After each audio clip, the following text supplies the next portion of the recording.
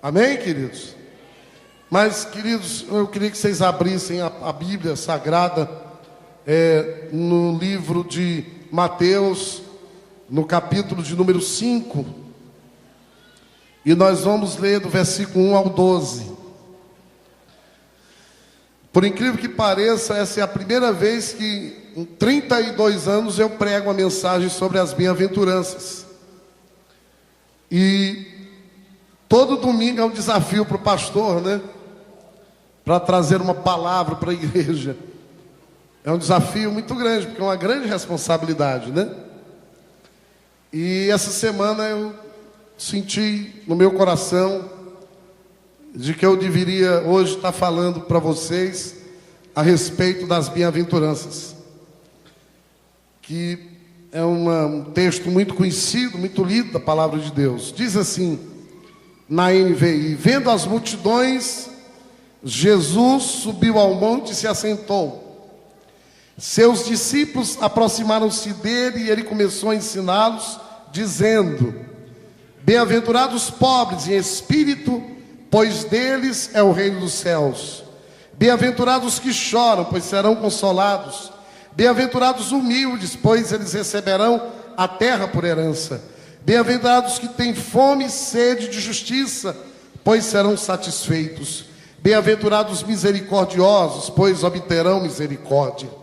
Bem-aventurados os puros de coração, pois verão a Deus. Bem-aventurados os pacificadores, pois serão chamados filhos de Deus. Bem-aventurados os perseguidos por causa da justiça, pois deles é o reino dos céus. Bem-aventurados serão vocês, quando por minha causa os insultarem, os perseguirem e levantarem todo tipo de calúnia contra vocês. Alegrem-se e regozijem-se, porque grande é a sua recompensa nos céus, pois da mesma forma perseguiram os profetas que viveram antes de vocês.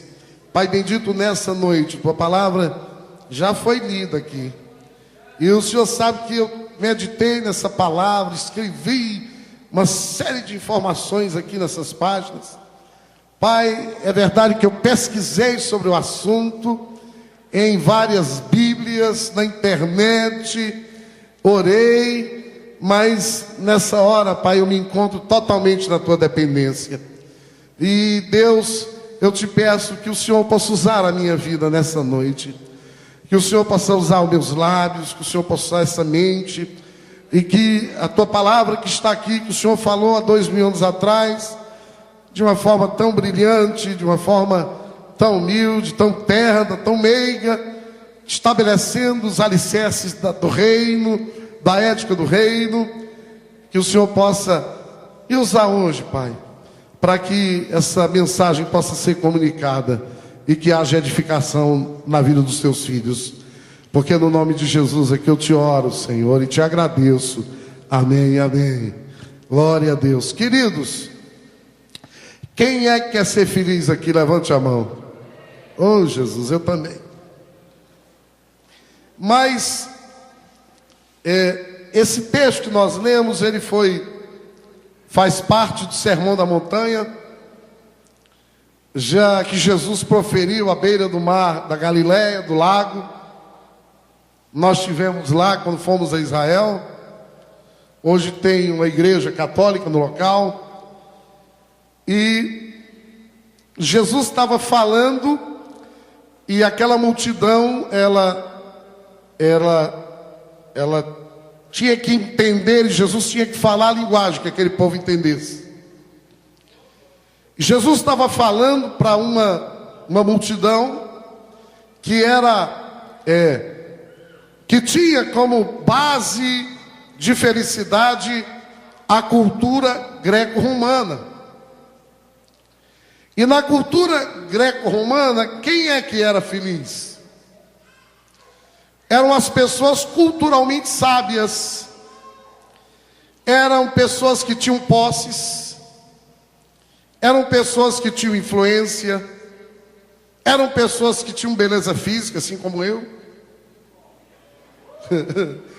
Ah, meu Jesus, por me ama.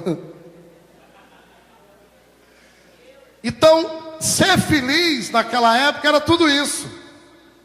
E parece que o mundo mudou, hoje o mundo é um mundo tecnológico, high-tech, mas a conceituação de felicidade continua a mesma. Eu tive um momento da minha vida, Mário, que as pessoas olharam para mim e diziam, lá vai um menino feliz.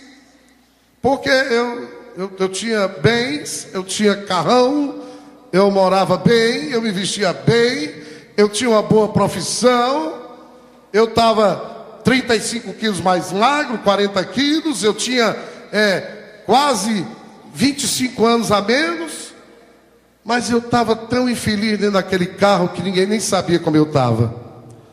Porque a verdadeira felicidade não tem nada a ver com isso.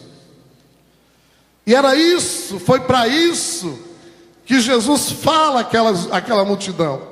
O que Jesus queria ali era ensinar a eles e a nós qual é a verdadeira felicidade. Porque naquela época havia uma igreja orgulhosa, cheia de si mesmo, religiosos que se achavam melhor do que os outros. E a igreja daquela época, ela usava até a lei para exaltar-se a si mesmo, para subjugar os outros. Mas Jesus, como tudo que ele fez, ele traz uma mensagem que vai de encontro a essa mentalidade de que uma pessoa, para ser alguém, é necessário ter alguma coisa.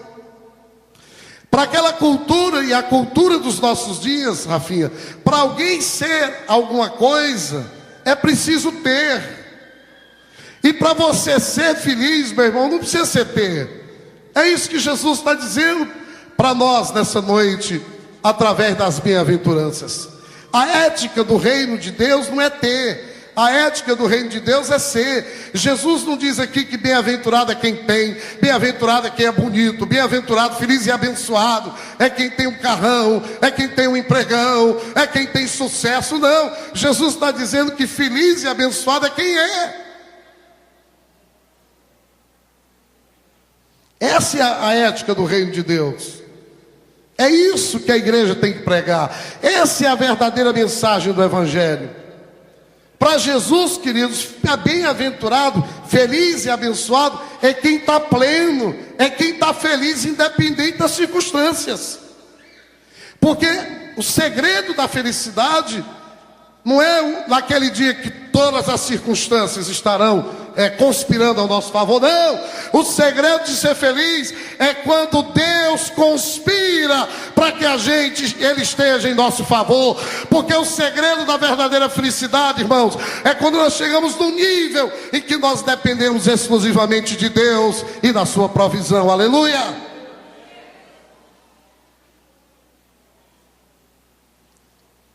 A palavra bem-aventurado significa mais do que feliz. Porque, como eu já disse, ser feliz é algo que depende das circunstâncias. É algo circunstancial. É algo que depende se as circunstâncias e as situações ao nosso redor vão bem. Mas para ser mais do que feliz não depende disso. Só depende de nós dependermos exclusivamente do Senhor. Amém? Bem-aventurado aqui refere-se, irmãos, a um bem-estar máximo, a uma alegria espiritual, que ela é exclusiva dos crentes em Jesus, daqueles que já andam debaixo do senhorio de Jesus, daqueles que fazem parte do reino de Jesus, daqueles que andam na dimensão de uma vida com Jesus. Esse é o segredo da verdadeira felicidade. Bem-aventurado quer dizer ditoso, feliz, digno de ser felicitado. E engraçado que essas bem-aventuranças, aos olhos do mundo, são paradoxais. Porque o mundo trabalha contra tudo isso. Nós vamos ver uma a uma essa noite. Tudo que Jesus disse, o mundo diz o contrário. Se Jesus diz que bem-aventurado é quem é pobre de espírito, no mundo feliz é o que é forte. No reino de Deus, feliz é o fraco, aleluia. No reino de Deus, diz que para ser forte tem que subjugar os outros. No reino de Deus diz que para ser feliz tem que ser pacificador, tem que ser aquele que é aquele elemento de pacificação e não de luta, de guerra. Aleluia. Queridos, feliz é a condição abençoada daqueles que referenciam o Senhor e cumprem a sua vontade. Salmo 94:12 diz assim: como é feliz, 94:12, como é feliz o homem a quem disciplina, Senhor, aquele a quem ensinas a tua lei. Salmo 112:1 diz: aleluia. Como é feliz o homem que teme o Senhor e tem grande prazer em seus mandamentos. Salmo 119:1 e 2 diz: como são felizes os que andam em caminhos irrepreensíveis, que vivem conforme a lei do Senhor. Como são felizes os que obedecem aos seus estatutos e de todo o coração buscam. Ser bem-aventurado, queridos, é a condição de quem confia em Deus. Salmo 44 diz assim: como é feliz o homem que põe no Senhor a sua confiança e não vai atrás dos orgulhosos, dos que se afastam para seguir deuses estranhos, falsos. Salmo 84:5 e 12 diz assim: como são felizes os que em ti encontram sua força e os que são peregrinos de coração. Ó Senhor dos exércitos, aleluia. Como é feliz aquele que em ti confia. Isaías 30:18 diz: contudo, Senhor, espera o momento de ser bondoso com vocês. Ele ainda se levantará para mostrar-lhes compaixão, pois o Senhor é Deus de justiça. Como são felizes todos os que nele esperam. Jeremias 17:7 diz assim: mas bendito é o homem cuja confiança está no Senhor, cuja confiança nele está. Glória a Deus. Querido, feliz é aquele, a condição dos abençoados, daqueles que são abençoados, e é por isso que essas pessoas são abençoadas. Veja o que diz Salmo 41:3: como é feliz aquele que se interessa pelo pobre. O Senhor o livra em tempos de adversidade. O Senhor protegerá e preservará a sua vida. Ele o fará feliz na terra e não o entregará ao desejo dos seus inimigos. O Senhor o susterá em seu leito de enfermidade e da doença o restaurará. Aleluia. Salmo 114:12 a 14 diz assim: então na juventude os nossos filhos, isso é uma promessa, serão como plantas viçosas, e as nossas filhas como colunas esculpidas para ornar um palácio. Os nossos celeiros, aleluia, agora vou ouvir um bocado de aleluia, estarão cheios das mais variadas provisões. Os nossos rebanhos se multiplicarão aos milhares, às dezenas de milhares em nossos campos. O nosso gado dará suas crias. Não haverá praga alguma, aleluia, nem aborto. Não haverá gritos de aflição em nossas ruas. Esse é aquele que é feliz em Deus, queridos. Quantas promessas maravilhosas. No versículo 3, Jesus começa as bem-aventuranças dizendo: bem-aventurados os pobres em espírito, pois deles é o reino dos céus. Pastor, quem é pobre de espírito? Você sabe o que significa ser pobre de espírito? É aquele que tem consciência, irmãos, de que em si mesmo não pode coisa nenhuma e por isso depende de Deus. O pobre de espírito é aquele que sabe que ele não dá conta, mas ele tem aprendido a depender de Deus. Jesus nos chama a sermos pobres de espírito, todos nós, a não acharmos que dentro de nós mesmos há nada, que algo que seja tão especial. Eu quero dizer uma coisa para os irmãos. Há 4 anos atrás eu me achava mais do que hoje. O tempo está passando e eu estou ficando mais pobre de espírito, porque eu estou ficando mais fragilizado pela vida. Eu olho para a minha vida profissional e digo: Senhor, se o Senhor não mandar clientes para o consultório, o que será de mim? Eu olho para a igreja e digo: se o Senhor não cuidar dessa igreja, o que será de mim? Eu olho para a minha casa: se o Senhor não cuidar da minha casa, o que será de mim, Senhor? Ser pobre de espírito, irmãos, é saber que tudo vem de Deus. Ao contrário daqueles que confiam na sua justiça própria, nos seus próprios méritos. Queridos, a vida com Deus é mais uma dádiva do que uma recompensa. Tem pessoas que se relacionam com Deus na base da recompensa. Nós cantamos aqui uma música que o Ziel gosta muito, que diz que a graça de Deus, irmãos, nós vivemos pela graça, andamos pela graça, respiramos pela graça, que estamos aqui pela graça, vivemos pela graça, é a graça de Deus. Em nós mesmos nós não temos condições de darmos conta da nossa vida. Pobre de espírito são aqueles que põem a sua esperança e a sua confiança não nos bens materiais, mas que expõem a sua esperança e a sua confiança em Deus.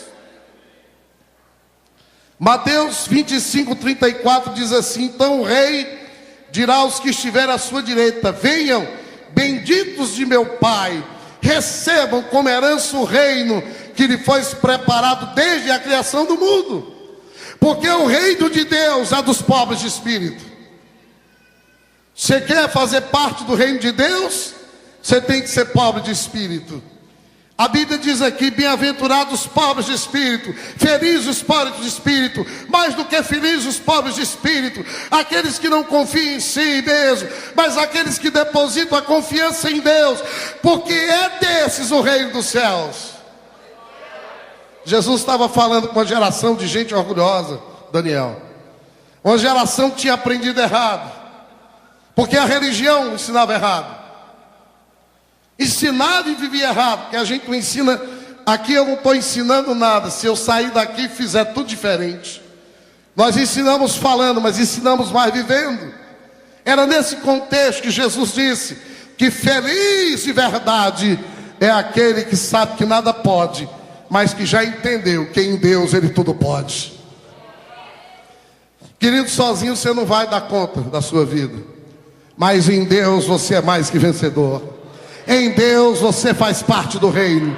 Em Deus você é do time. Em Deus você faz parte do reino de Deus. E você e Deus é maioria em qualquer situação. Mas você sozinho não vai dar conta dessa situação.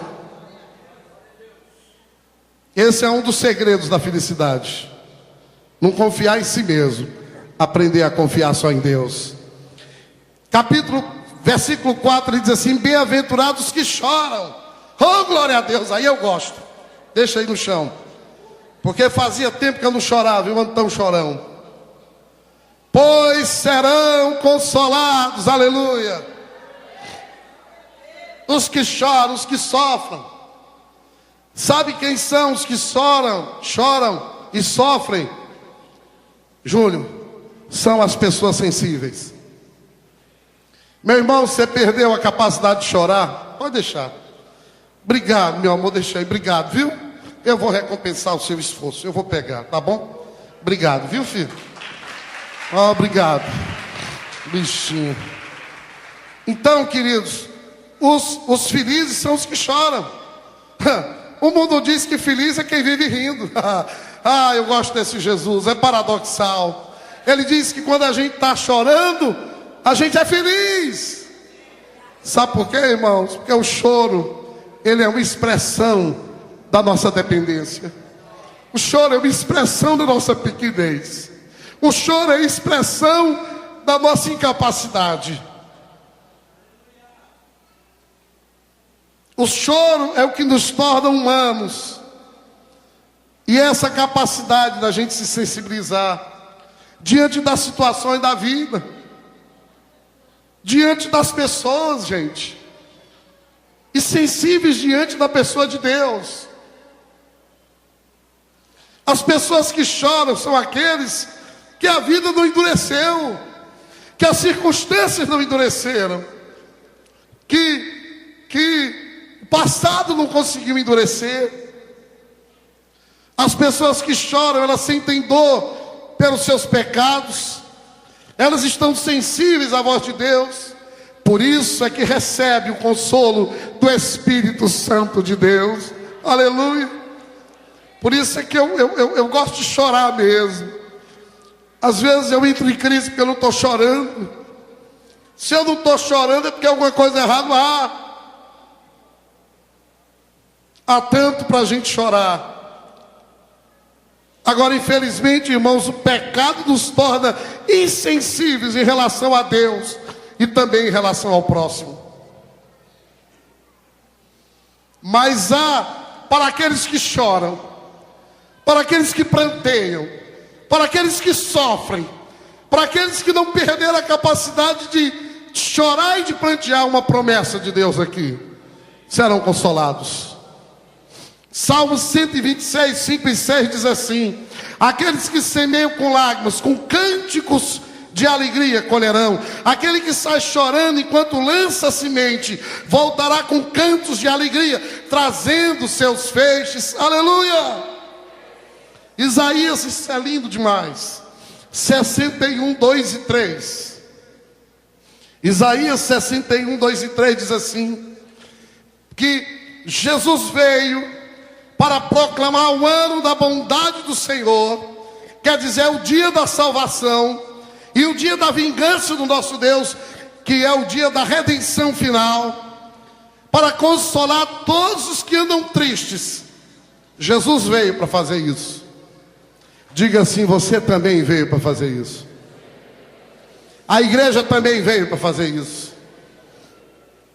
Para proclamar o ano da bondade do Senhor, o dia da vingança do nosso Deus, para consolar todos os que andam tristes e dar a todos os que choram em Sião uma bela coroa. Aleluia. Recebam em vez de cinza, recebam um óleo de alegria em vez de pranto, recebam um manto de louvor em vez de espírito deprimido, porque nós somos chamados cavalos de justiça, plantio do Senhor, para a manifestação da sua glória através da nossa vida. Aleluia.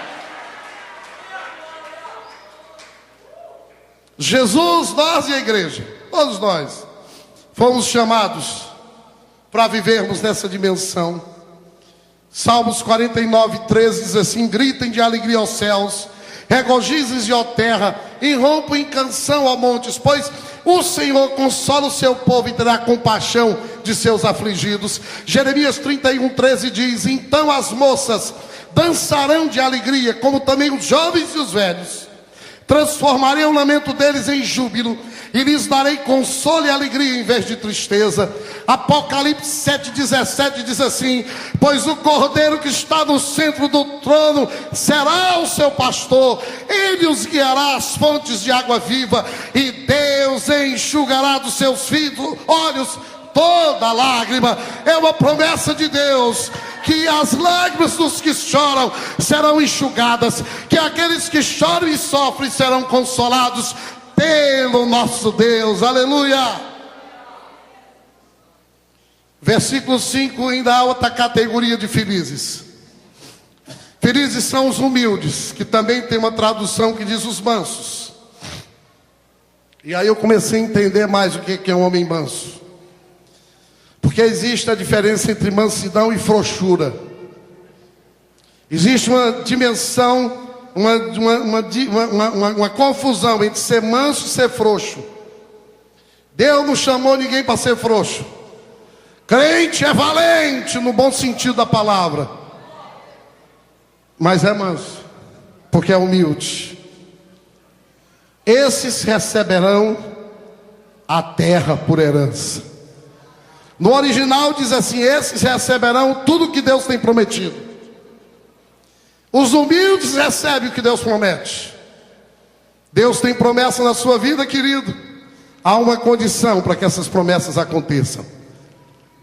Você tem que ter esse coração manso e humilde. As pessoas que são humildes, elas não se impõem sobre os outros para obter poder. Elas não sentem necessidade de se mostrar para obter a aceitação dos outros ou para se mostrar maior. Humilde não tem medo de perder o seu lugar, porque ele não é competitivo. Os orgulhosos, fortes, estão sempre disputando quem é o maior. E diga de passagem, Jesus disse que o maior do reino é aquele que serve. Os humildes são felizes, porque eles confiam no amor e no cuidado de Deus. Eles não vivem na corrida inquieta e desenfreada para obter coisas. São satisfeitos com o necessário, se satisfazem com a presença de Deus. Salmo 37:11 diz o seguinte: mas os humildes receberão a terra por herança e desfrutarão pleno bem-estar. Sabe por quê? Porque o humilde e o manso sabe que do Senhor é a terra e toda a sua plenitude. Irmãos, dono é dono de tudo, Deus é dono de tudo. E no Salmo 24:1 diz que nós também somos, porque sendo filhos de Deus, nós temos assegurado a nossa herança, a nossa provisão, a nossa promessa. Aquilo que Deus te prometeu, Deus vai te cumprir, porque tudo está nas mãos de Deus, até o coração do rei, do teu patrão, da tua mãe, do teu filho, da tua esposa, do teu pastor, do teu líder. Tudo está nas mãos de Deus, aleluia. Então nós não temos que nos impor pela força, irmãos. Jesus está dizendo que feliz é aquele que não se impõe pela força. Feliz é aquele que se impõe pela fraqueza, que sabe abrir mão, que não tem medo de perder. Sabe por que as pessoas têm tanto problema de relacionamento? Pelo egoísmo, que não querem abrir mão de nada, que só querem para si, porque querem subjugar os outros, querem impor a sua vontade, seus desejos, suas inclinações. E aí o casamento vai para o brejo por causa disso. E aí não recebe a herança de um casamento abençoado, não recebe a herança de filhos abençoados, não recebe a herança de um pastor abençoado, não recebe a herança de uma igreja abençoada. Até no trabalho ele tem problema, não recebe mais de Deus uma herança de um trabalho abençoado. Porque são arrogantes, são orgulhosos, são presunçosos, se acham. E desse jeito ninguém é feliz. O segredo é a humildade, é a mansidão. Os humildes, eles reconhecem sua dependência na bondade e na graça de Deus, e não demonstram arrogância com o próximo. Irmãos, eu mesmo às vezes ainda tenho falhado, porque nós não podemos ser arrogantes uns com os outros. Nós não podemos se achar melhor do que o outro. Nós não podemos ter uma atitude arrogante, presunçosa com o nosso irmão, com a nossa esposa, com os filhos, com quem quer que seja. O segredo da felicidade é ser humilde e manso de coração. Se não for na mansidão, não é peitando arrogantemente, querendo fazer a coisa na força que nós vamos conseguir. Você está passando por uma dificuldade, não é por força nem por violência, meu irmão, mas é pelo meu espírito, diz o Senhor dos Exércitos. Está difícil? Tem uma atitude de humildade, deixa com Deus, Deus vai operar um milagre. No versículo 6 ele continua: bem-aventurados que têm fome e sede de justiça, pois serão satisfeitos. Quem é que tem fome e sede de justiça? O que é a justiça, irmãos? A justiça é a conformidade com o direito. Justiça é a gente querer a coisa certa, Rafinha, do jeito certo. Justiça é a virtude de dar a cada um aquilo que é dele. E para haver justiça tem que existir as leis. E existe um padrão estabelecido por Deus, que não é o nosso, porque o nosso padrão de justiça é muito limitado. Por quê, pastor? Porque nós tratamos as pessoas por merecimento. O nosso senso de justiça, Paulo, é no mérito, e o senso de justiça não é no mérito. O senso de justiça de Deus não é no mérito, porque Deus não nos trata como merecíamos ser tratados, mas com misericórdia e amor. Às vezes eu digo, e disse hoje para um querido discípulo nosso aqui da igreja, que se fosse pelo mérito, eu acho que eu não estaria aqui hoje, sendo pastor dessa igreja, com certeza. Não é pelo mérito, irmãos. É pela graça de Deus. Aleluia. Queridos, os que têm fome e sede de justiça sabem que em si mesmos nós não somos justos, mas que seu senso de justiça é tortuoso e que precisa da graça de Deus. Veja o que diz Romanos 3, 23 e 24. Pois todos pecaram e estão destituídos da glória de Deus, sendo justificados gratuitamente por sua graça, por meio da redenção que há em Cristo Jesus, o Senhor. Queridos, é Deus que nos justifica, e é Deus que nos capacita para nós exercermos a justiça para com o próximo. Quantos entenderam o que eu disse? Olha, eu vou tentar explicar, porque isso é um princípio tão precioso. É por isso que, se vocês entenderem isso, vocês vão poder se relacionar melhor com as pessoas. Preste atenção no que eu estou dizendo. Vou repetir o que eu li. É Ele, Deus, que nos justifica e nos capacita a exercermos justiça com o próximo. E a maneira de nós exercermos justiça com o próximo não é na base do merecimento, é na base da graça e da misericórdia. Quantos entenderam o que eu falei? Eu posso dar esse exemplo aqui que vocês vão entender. Tem um abençoado que está aqui conosco hoje, que foi para o encontro, e ele já deu o testemunho dele, não publicamente, mas eu posso falar. Quando ele foi para o encontro, ele estava drogado, irmãos. O que é que nós fizemos com eles? Botando no ônibus para ele voltar ou levamos para o encontro? Porque a nossa justiça que nós temos que fazer é a justiça segundo Deus.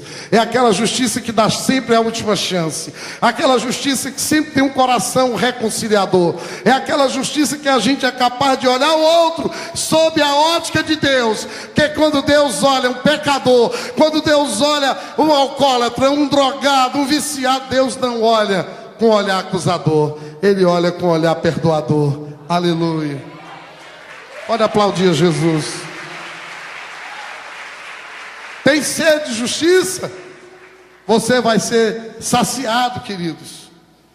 Não é que a gente vai se conformar com esse mundo e com seus conceitos. Por isso, queridos, é que nós temos que nos posicionar contra a injustiça do mundo. E nós temos que ansiar pela manifestação do reino de Deus, que está lá em Romanos 14, 17. O reino de Deus é feito de justiça, de paz e de alegria no Espírito Santo. Aleluia!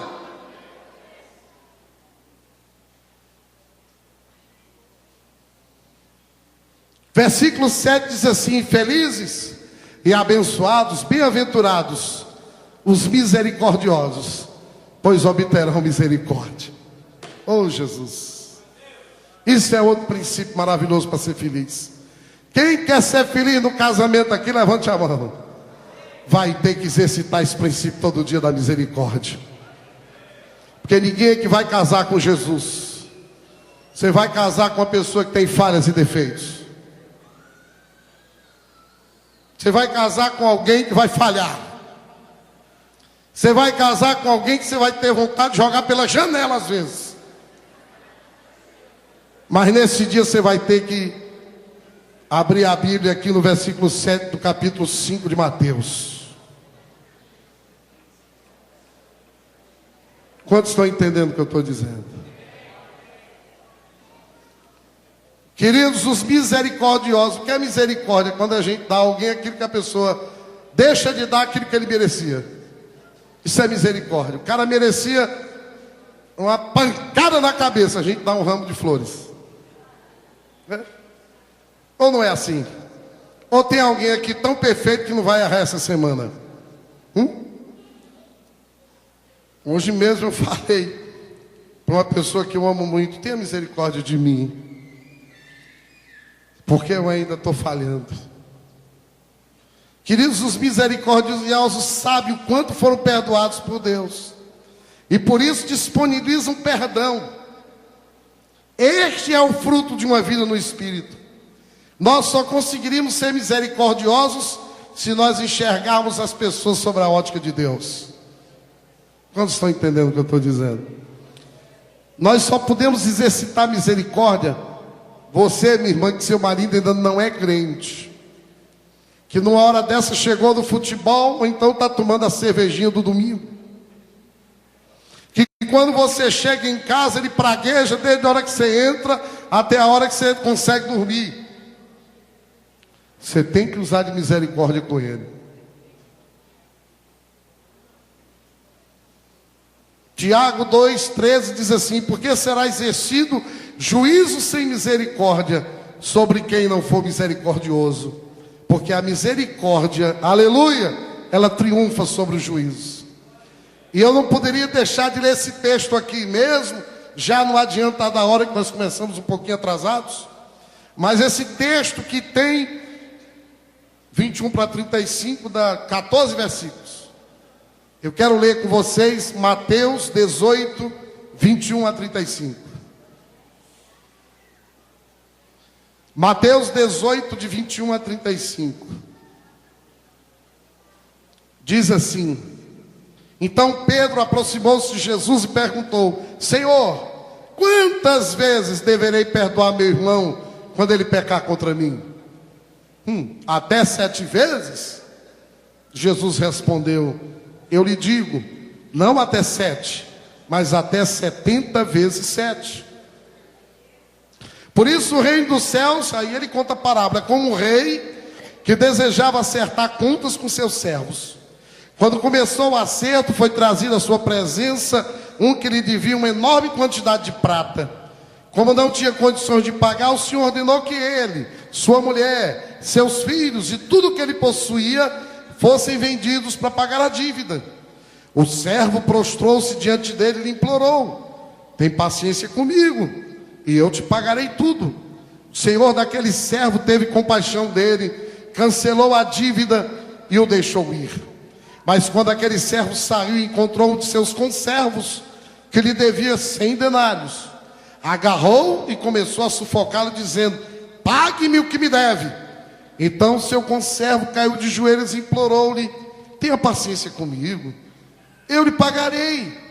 Mas ele não quis, antes saiu e mandou lançá-lo na prisão, até que pagasse a dívida. Quando os outros servos companheiros dele viram o que havia acontecido, ficaram muito tristes e foram contar ao seu senhor tudo o que havia acontecido. Então o senhor chamou o servo e disse: servo mau, cancelei toda a sua dívida porque você me implorou. Você não devia ter tido misericórdia do seu conservo, como eu tive de você? Irado, seu senhor entregou aos torturadores até que pagasse tudo o que devia. Assim também lhes fará meu Pai Celestial. Isso é duro demais. Se cada um de vocês não perdoar de coração a seu irmão.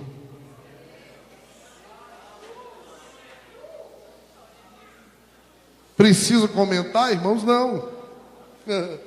Vou é para frente. Me diz aqui uma coisa: alguém lhe deve mais do que um dia você devia a Deus? Tem alguém aqui que alguém lhe deve mais do que um dia você deveu a Deus?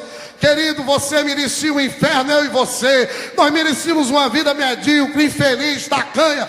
Deus te perdoou, Deus te sarou, Deus tem te abençoado, Deus te deu chances, querido. E agora, o que é que você tem que fazer quando as pessoas errarem com você, falharem com você?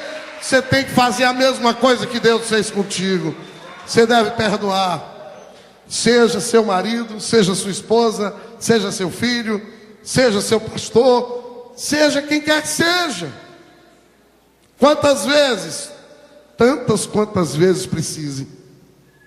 Esse é o segredo da felicidade. Versículo vai além. No versículo de número 8, se eu não me engano, né? Diz assim: bem-aventurados os puros de coração, pois verão a Deus. Eu vou correr agora, irmãos, porque a mensagem é longa. Pastor, quem são esses puros de coração? São pessoas dedicadas a Deus, que o servem sem segundas intenções ou por ambição pessoal. Limpos de coração são os que são sinceros, que não tem malícia, que não tem hipocrisia para com Deus nem para com o seu próximo. O coração, queridos, é o centro das nossas emoções, pensamentos, motivações, da nossa coragem e da nossa ação. No versículo de Salmos 24, 3 e 4 diz assim: quem poderá subir o monte do Senhor? Quem poderá entrar no seu santo lugar? Aquele que tem as mãos limpas e o coração puro, que não recorre aos ídolos nem jura por deuses falsos. Ele receberá bênçãos do Senhor, e Deus, o seu Salvador, lhe fará justiça. Quem entra na presença de Deus, guarda o coração dele. Apocalipse 22, 4 diz assim: eles verão a sua face, o seu nome estará em suas testas. Quem vai ver a Deus é quem tem o coração puro. Provérbios 4, 23 diz: acima de tudo, e aí isso é um princípio poderoso, Edinho, para ser feliz: guarde o seu coração, pois dele depende toda a sua vida. Me diz aqui uma coisa: onde é que está a raiva? Onde é que está? Onde é que está rancor? Onde é que o pecado começa sendo formado? Tudo de bom e de ruim vem do coração. Dele depende toda a vida. Se você guardar no seu coração coisa boa, as suas palavras serão boas e as suas ações serão boas. Agora, se você colocar lixo dentro do coração, as palavras serão ruins e as ações piores ainda. E a minha esposa sempre diz o seguinte: que a gente é livre até a hora que a gente escolhe, e a gente é escravo depois que a gente escolhe das escolhas que a gente faz. As escolhas, elas nascem no coração. Nós escolhemos servir a Deus no coração, nós escolhemos servir ao irmão no coração, nós escolhemos trabalhar para Deus no coração, nós escolhemos no coração, queridos. Lucas 6,45 diz assim: o homem bom tira coisas boas do bom tesouro, oh Bíblia maravilhosa, que está em seu coração. E o homem mau tira coisas más do mal que está em seu coração, porque a boca, sua boca fala do que está cheio o seu coração. Marcos 7,21 diz assim: pois do interior do coração dos homens vêm os maus pensamentos, as imoralidades sexuais, os roubos, os homicídios e os adultérios. Aqui Jesus deixa claro, queridos, que a raiz do pecado está onde, Paulo? No coração. Daí nós temos que combater o pecado aonde? No nosso coração, na fonte. Como é isso que isso acontece, pastor? A mente sendo renovada e transformada. É uma briga até que a morte separe. É uma briga que nós temos a vida inteira para travar, irmãos. Queridos, o puro de coração é aquele que se lava todo dia no sangue de Jesus, aleluia, e que se alimenta dele. 1 João 2,1 diz assim: meus filhinhos, escrevo-lhes essas coisas para que vocês não pequem. Se porém alguém pecar, temos um intercessor junto ao Pai, Jesus Cristo, o justo, aleluia.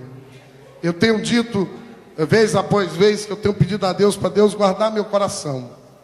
Guardar meu coração de eu ficar cheio de rancor com as pessoas. Guardar o meu coração para eu entulhar decepções. Guardar o meu coração para que o meu coração não seja fonte de pecado. Eu tenho pedido a Deus: Senhor, blinda esse coraçãozinho aqui, para que eu seja assim meio sem malícia, meio bobo. Entende o que eu estou dizendo? Ser puro de coração, a gente fica meio bobinho, entendeu, Paulinho? Sabe, as pessoas estão até passando a perna na gente, mas a gente é tão puro que a gente continua acreditando até em quem passa a perna na gente. Eu tenho uma história de um pai, até faleceu, um pai do médico amigo meu, que lá no interior um cara enrolou ele, comprou um carro dele bem baratinho, Paulinho. O pobrezinho do velhinho não sabia o preço, comprou por um quarto do preço o carro. Aí os filhos souberam, Edinho. Aí foram lá, papai, né? O carro valia 50 mil, o cara vendeu por 15, 18. Ele disse: mas papai, mas o cara enrolou, o senhor vai lá. Ele disse: não, meu filho, fazer isso não. Pode ser que ele esteja precisando do carro mais do que eu. Isso é ser puro de coração, irmãos. Não ter malícia, não ser aquela pessoa maliciosa, que está sempre querendo tirar vantagem do outro, quer sempre explorar o outro. Versículo 9, estamos terminando. Bem-aventurados os pacificadores, pois serão chamados filhos de Deus. Aleluia! Você quer ser feliz? Seja pacificador. Tem gente que, quando vê uma situação de conflito, bota mais fogo na fornalha, é ou não é? A esposa chega para a amiga, para a discipuladora, para falar do marido, ela diz: isso é verdade mesmo, aquilo é um cara safado, sem vergonha, bandido. Larga desse homem, mulher. Faça isso não, irmãos. Sabe por que os pacificadores serão filhos chamados filhos de Deus? Porque quem é pacificador tem a natureza de Deus. São agentes da paz. São facilitadores da reconciliação. Os pacificadores são a cara de Deus, porque Deus, Pai, é pacificador. Deus desceu do céu, se encarnou como verbo, para que houvesse a pacificação, a reconciliação entre Deus e os homens que estavam inimigos. Vocês sabiam disso? Até Jesus, o homem, era inimigo de Deus. Nós só podemos, Adinho, cantar aquele hino que diz: amigo de Deus, né? Não tem um corinho? Porque Jesus fez essa pacificação.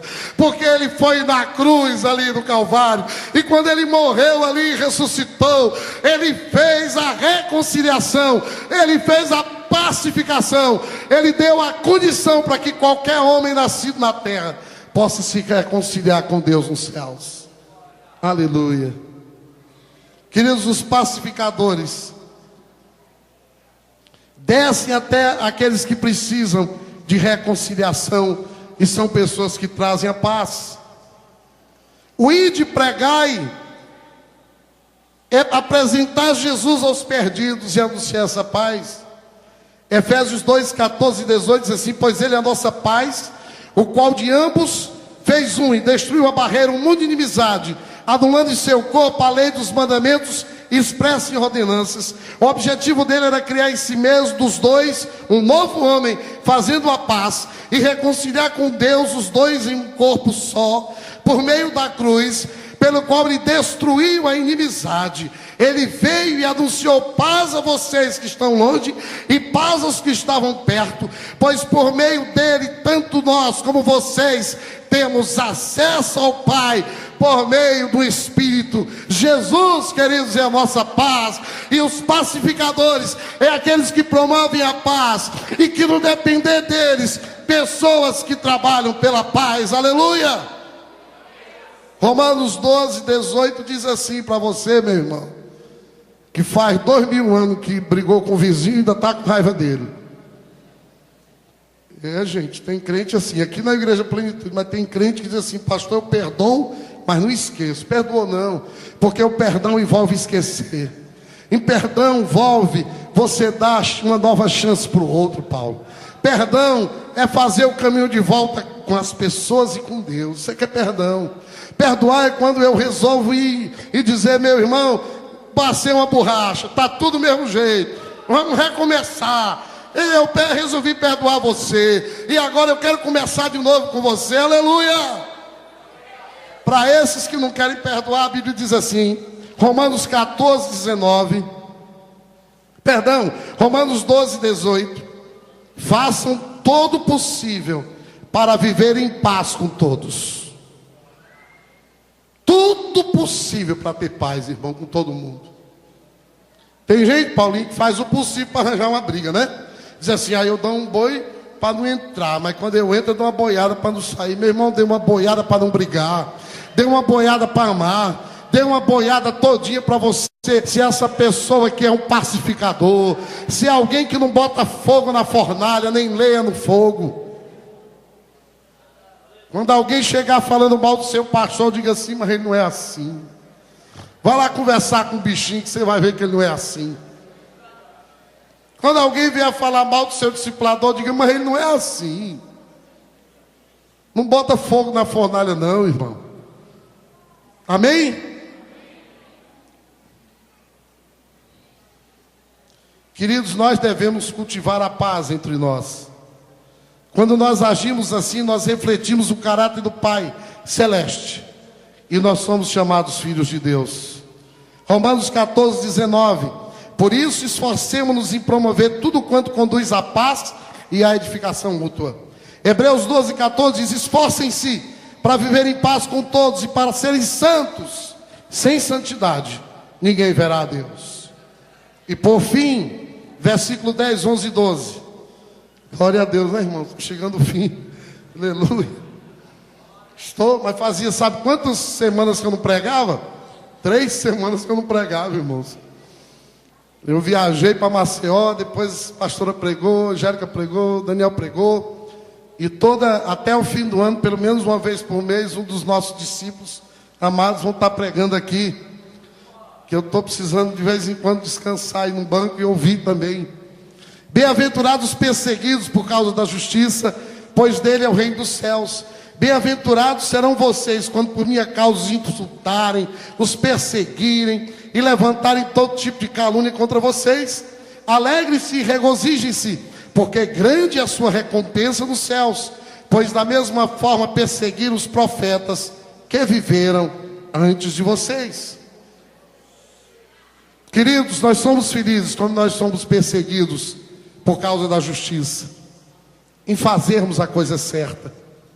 Nós somos insultados, perseguidos e caluniados por causa de Jesus. Porque vejam bem, no mundo que a gente vive, os que promovem a paz, os puros, os humildes, os mansos, normalmente são perseguidos pelos fortes desse mundo. O mundo, ele não está em concordância com o jeito de viver do discípulo de Jesus. Existirá conflito entre o nosso modo de viver com o modo do mundo. Os perseguidos por amor a Cristo são herdeiros do reino de Deus. E lá nós vamos ter uma recompensa. Nós estamos em concordância com os profetas que foram perseguidos pela mesma causa, por causa da palavra de Deus. Quando a igreja, nós, os discípulos de Jesus, começarmos a viver de acordo com os padrões do Espírito e brilhar a luz de Cristo em nós, vai haver perseguição. Nós seremos perseguidos sempre por querermos fazer a coisa certa, Donete, por causa da justiça. 1 Pedro 3,14 diz: todavia, mesmo que venha a sofrer, porque praticam a justiça, vocês serão felizes. Não temam aquilo que eles temem, não fiquem amedrontados. Aleluia. O nosso estilo de vida, Edinho, vai de encontro ao estilo de vida do mundo. Vocês sabiam que meus colegas médicos acham que eu sou um fraco, eu sou um louco, porque eu deixo de trabalhar e ganhar dinheiro para ser pastor? Vocês sabiam que eles me olham e me veem assim? Sabiam disso? Vocês sabiam que eu tenho sido de uma certa forma discriminado e colocado de lado? Porque eles não me veem como um forte. Porque o forte do mundo é diferente do forte para Deus. Queridos, no grego, a locução consecutiva, quer dizer, mesmo que venha a sofrer, é a que fica mais distante de declarar uma realidade. Quer dizer, que nós podemos remotamente sofrer por causa da justiça. É possível, é remoto. Mas mesmo que ocorra, Deus vai trazer bênçãos especiais para aqueles que sofrem, porque temem a Deus. As pessoas não devem ver as coisas como os incrédulos veem.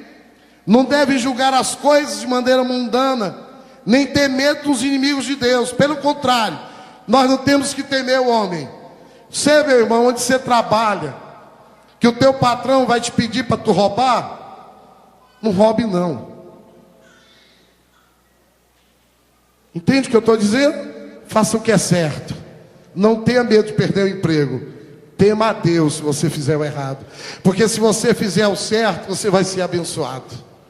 Quantos entenderam o que eu falei? 1 Pedro 4, 14, 17, estou quase terminando. Se vocês são insultados por causa do nome de Cristo, felizes são vocês, pois o Espírito da glória e o Espírito de Deus repousa sobre vocês. Se algum de vocês sofre, que não seja como assassino. Veja bem, você não está sofrendo porque é assassino, nem ladrão, nem criminoso.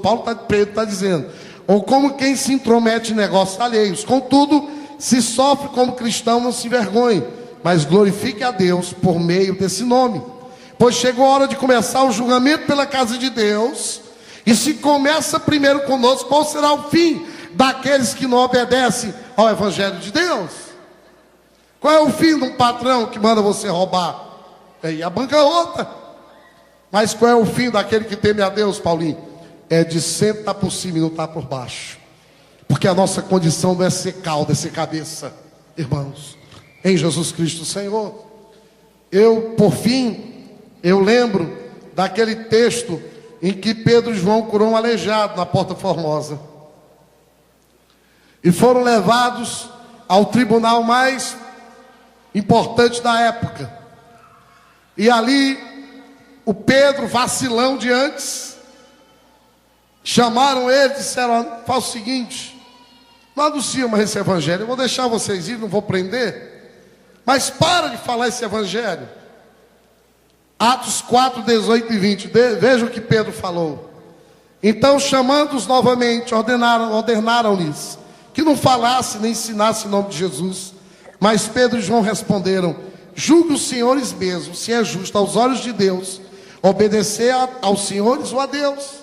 Outra tradução diz assim, é melhor obedecer aos homens ou obedecer a Deus, pois não podemos deixar de falar, aleluia, do que vimos e ouvimos. Irmãos, nós não podemos nos curvar diante das propostas indecentes do mundo. A nossa ética não é a ética do mundo, a nossa ética é a ética dos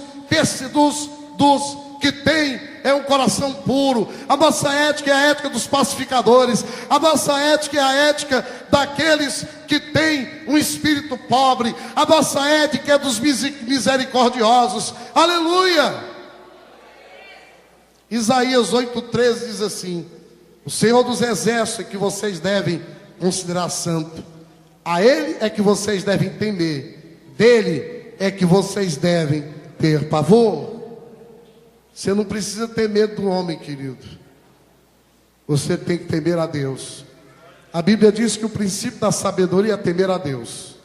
Você sabe qual é a maior crise da igreja? É que a igreja não está mais temendo a Deus como deveria temer. As pessoas estão se relacionando com Deus sem temor, achando que Deus é um pai besta, achando que Deus é um pai bobo. Nós temos a nossa ética, irmãos, não tem que ser a ética do mundo, mas tem que ser a ética de Deus. E a ética de Deus nos diz que nós, se quisermos sermos felizes e abençoados, nós temos que ser pobres de espírito. Aleluia. Nós temos que sermos aqueles que choram, aqueles que são humildes, aqueles que têm fome e sede do que é correto, dos misericordiosos, dos puros de coração, dos pacificadores, daqueles que são perseguidos por causa do nome de Jesus. Sabe o que é que falta à igreja brasileira? Uma dose de perseguição. Sabe o que é que falta muitas vezes a nós? É que nós não estamos ainda nessa hora, vendo as coisas sobre essa ética. Nós não estamos vivendo essa ética. E como não vivemos essa ética, não somos perseguidos. Porque quando nós estivermos vivendo tudo isso aqui, irmãos, é óbvio que esse mundo que não conhece a Deus, que aborrece a Deus, vai nos perseguir. Vamos ficar em pé na presença do Senhor, queridos.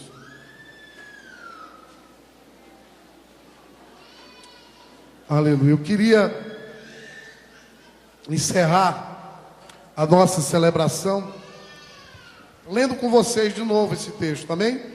E depois eu queria cantar aquela música que diz que a minha vida cante a ti, amém? Nós queremos hoje à noite, eu queria chamar a pastora Aurimar, e eu queria também chamar aqui, que venha logo aqui para frente a Carla. Queria orar pela vida dela também hoje à noite. A Carla, que já me disseram que ela está aqui hoje.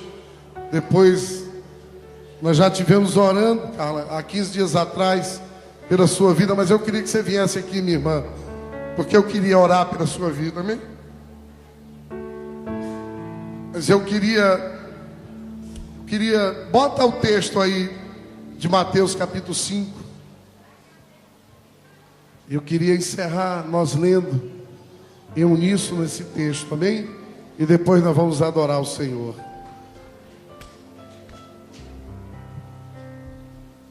Vamos ler? Vamos todos? Vamos lá. Vendo as multidões, Jesus subiu ao monte e se assentou.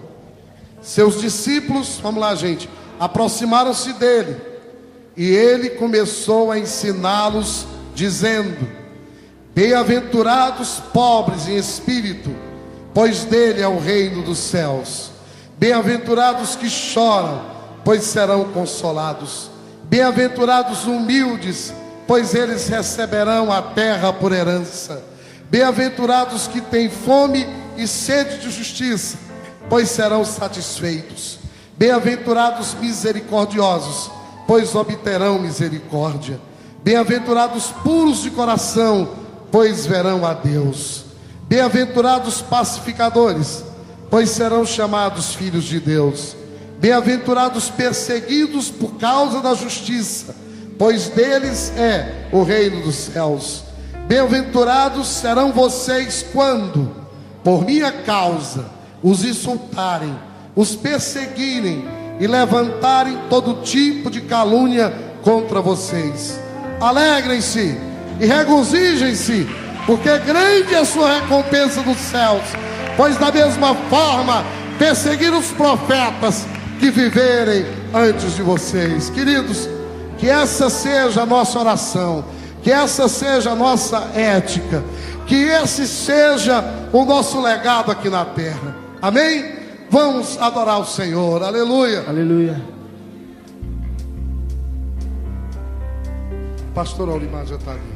Se eu erguer minhas mãos sem meu coração, se eu cantar sem viver, temos que viver isso, irmãos. Sem valor será tudo que eu fizer. Os puros de coração, tudo que eu os falar, humildes, os pacificadores, seja para os misericordiosos, aleluia, te fazer os pobres de espírito, aleluia.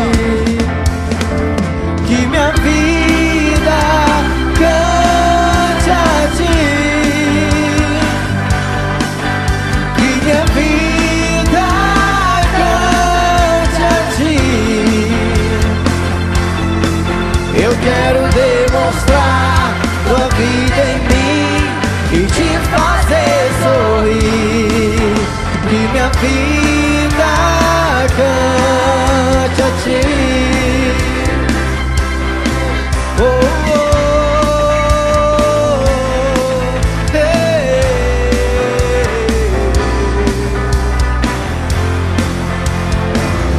Minha vida te dou. Fala pro Senhor, querido. Canta pra Ele agora. Quero anunciar o teu grande amor. Tudo que eu fizer, tudo que eu falar, seja para adorar, te fazer sorrir. Que minha vida cante a ti, que minha vida cante a ti. Eu quero demonstrar tua vida em mim e te fazer sorrir. Que minha vida cante a ti.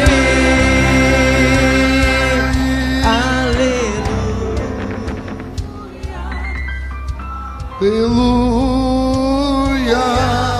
Que minha vida cante a ti. Levanta a tua mão pro céu assim, ó. faça assim, ó. Aleluia, que minha vida cante a ti. Aleluia, aleluia, que minha vida cante a ti. Aleluia, aleluia,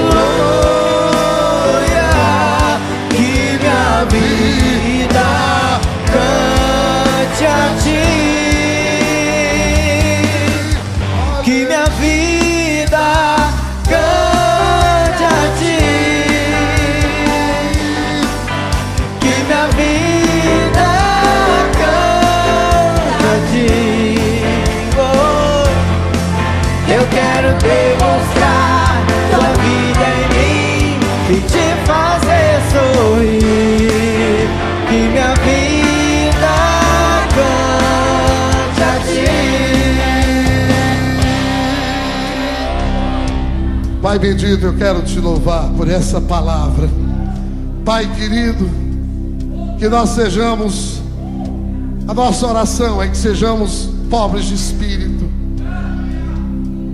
Que sejamos aqueles que choram porque não são mais insensíveis. Queremos, Senhor, ser os humildes, termos fome e sede de justiça, sermos misericordiosos, puros de coração, pacificadores. Ó Deus, estamos dispostos em viver tudo isso e até sermos perseguidos, porque temos esse estilo de vida diferente desse mundo. Que a nossa vida, Senhor, possa cantar assim para Ti, uma música de humildade, de misericórdia, de pureza, de pacificação e de total dependência do Senhor. Que o Senhor possa ser o nosso escudo, a nossa defesa, a nossa proteção, possa ser tudo em nós e tudo através de nós. Senhor, cuida dessa igreja, Pai. Pai, cuida da nossa vida. Cuida da vida de cada filho Teu que está aqui. Ó Deus, protegendo e cuidando como as meninas dos Teus olhos. Senhor, cuida de nós, cuida da nossa vida. Precisamos do Senhor para empreendermos. Precisamos da Tua graça, Pai. Sem ela nada nós somos.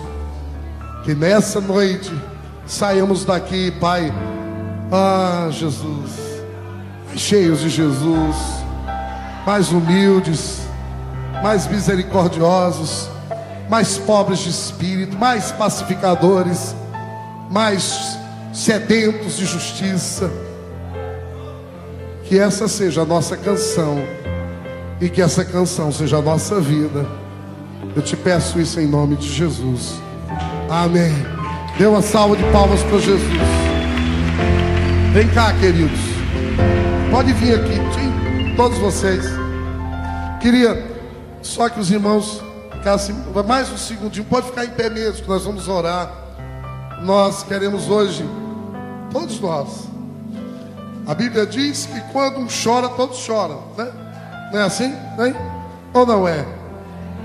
A Bíblia diz que quando nós estamos, um está doente, todos estamos doentes. E tem já quase um mês, 4 semanas, né? Que a Carla passou por um dos momentos mais difíceis da vida. Ela perdeu o seu esposo, congregava aqui com a gente. E hoje ela está vindo à igreja com seu pai, né? Com seu... Não é o pai, com seu padrasto, é isso? Sua mãe? Não. Me ajuda aqui.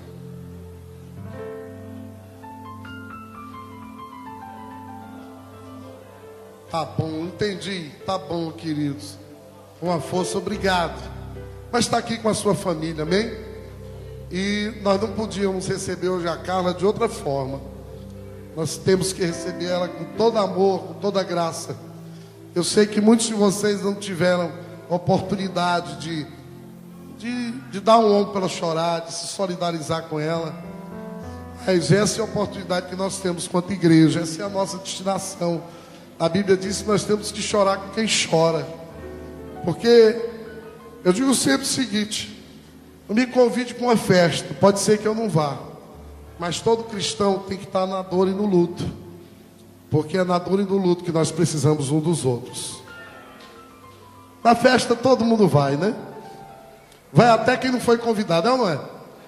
Mas no luto só vão aqueles que realmente aprenderam a chorar, tem um coração misericordioso e bom. E eu queria hoje, vou pedir a pastora Eurimar, encerrando a nossa celebração, e todos nós pudéssemos nos unir aqui numa só coração. Ela está passando um problema que, além da perda do esposo, ainda tem outras situações, outros desdobramentos que eu acho que se juntam a tudo isso que ela está vivendo, irmãos. Ao meu ver, de forma até injusta, mas quem somos nós para julgar? Estaremos orando também pela família dele, né? E por essa situação toda, amém? Vamos orar aqui. Amém, queridos. Pai querido, Pai de bondade, nós estamos agradecidos pela porção da Tua palavra, Deus. Nós estamos felizes por tudo aquilo que Tu tens feito em nossas vidas, Pai. E que o amor do Pai, que a graça do Senhor Jesus Cristo e as doces consolações do Espírito Santo estejam com toda a igreja. Mas nós queremos também nesse momento, ó Deus, Te agradecer pela vida da Carla. Senhor, por esse momento que ela está passando, eu sei que Tu estás entronizado na vida dela e na família dela, Senhor. Santifica o Teu nome na vida da Carla, Senhor, e da sua parentela, da família do João Paulo, Senhor. Eu quero Te pedir também que o Senhor venha confortar o coração de todos os familiares, Deus. Nós Te agradecemos, Senhor, porque o coração da Carla é Teu. E Tu estás presente com ela, Senhor. Nós queremos abençoar a vida da Carla. Queremos desejar o melhor do Senhor nesse momento. Que a Tua paz venha soberanamente sobre a vida da Carla, em nome de Jesus. E que todo o povo, nesse momento, agradeça ao Senhor pela vida da Carla, porque foi tão bom estar com o João Paulo. Nós tivemos o privilégio de conhecer o João Paulo. E nós agora só temos que agradecer e orar cada vez mais pela vida da Carla, que ela passe por esse momento e que ela passe com sucesso, com muito êxito. Amém, queridos? Que Deus abençoe em nome de Jesus toda a igreja.